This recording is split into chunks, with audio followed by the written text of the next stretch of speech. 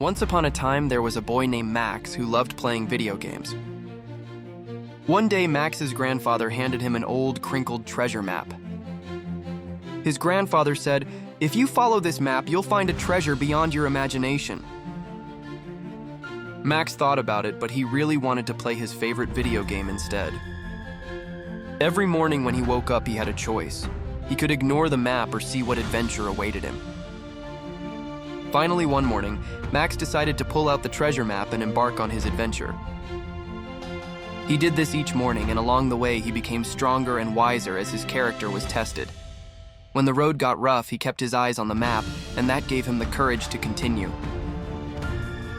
At the end of his journey, Max saw the real treasure that his grandfather had told him about.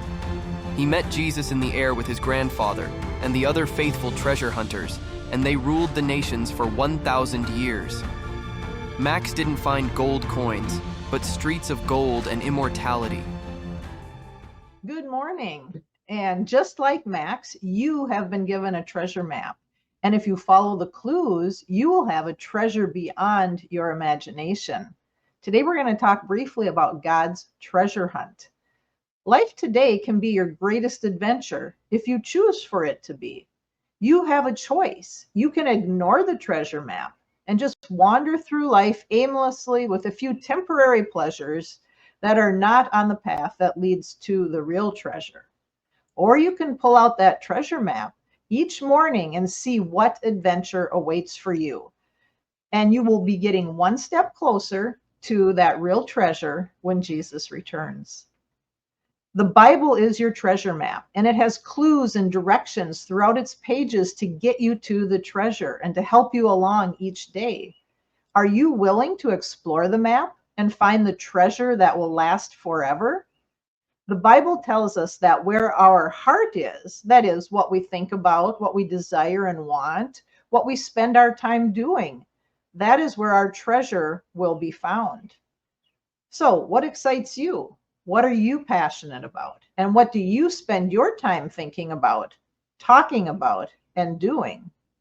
This reveals where your heart is. And where your heart is, that is where your treasure is. So, depending on what you're thinking about and what you're doing and what you're talking about, depends on what kind of treasure you have. So, where is your heart? Is it on things that lead you nowhere? Or perhaps on things that can rust and fade away with years? Or on things that give you really no future hope? What is in your treasure box at the end of your life? Will it be all rusted like a car, if that's where all of your passion goes? Will it rot with time like a house will? Will it disappoint you or hurt you like friends and family can? Will it be gone in a poof, just like money? None of those things are bad in and of themselves. But if that is where your heart is, you don't have much to look forward to except sadness and disappointment. They can only bring you temporary and very fleeting joy and happiness. Or is your heart on the treasure that Jesus shared with us that will last forever?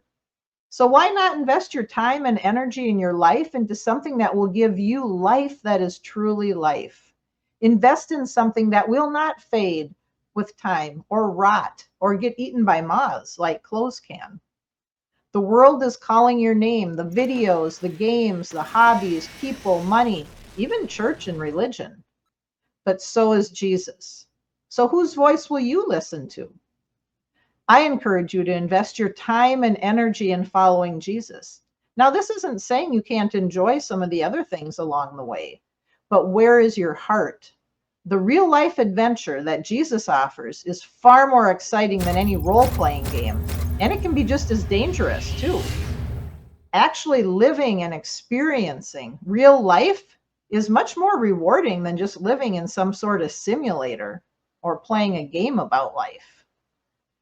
Will you hear game over when Jesus comes? Or will you hear, well done, I will put you in charge of many things. Enter into the joy of your master. God's treasure hunt ends with a great treasure, its resurrection and immortality, and then ruling the planet with Jesus, How cool is that? That's probably better than any video game lets you do, because that's all fake anyways, and it's over when the game's over. What game can compete with that hope? Next time, we will take a look at the actual treasure map that the Bible lays out for us and all the clues along the way and where it is leading to, so that you can have a good map right in front of you so that you know what to follow and the clues that you should be looking for. And we will show what God offers for those who seek that treasure. But we have to seek it until the end. You can't just seek it one day or a few days or off and on here and there, or you'll get all lost.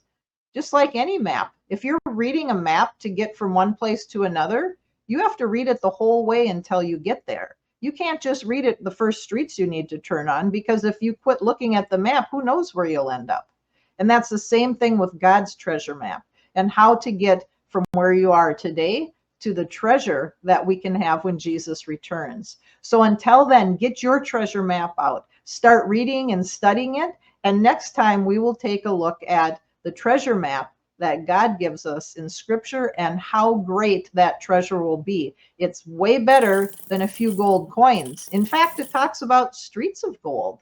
So until then, get your treasure map out, read it, study it, and have a blessed day until we meet again.